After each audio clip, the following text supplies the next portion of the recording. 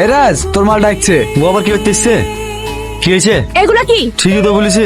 এমন কেন তুমি? কত বিশ্বাস করো কেন আমাকে? আমি কি তোমাকে তুই অন্য কারোর সাথে প্রেম করে বেড়াইছি? কি করে বলছি? মাথা তো ঘরে ভর্তিস, প্রেম করছো না কি করছো তা তো আর আমি দেখতে পাচ্ছিনি। তোমার চিন্তা ভাবনা এত নোংরা, তুমি আমাকে এত খারাপ ভাবো?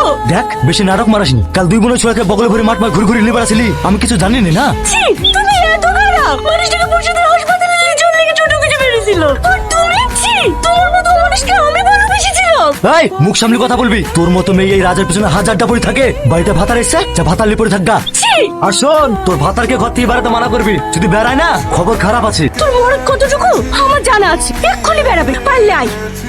বাবলু মাস্টার কিভাবে গার্ডেন ছিল দেখেছিস? মনে হচ্ছে পরীক্ষা দিতে না, চুরি করতে ঢুকেছি। তুই তো তাহলে একটা কাগজে বের করতে পারিস নি। প্রিয়া,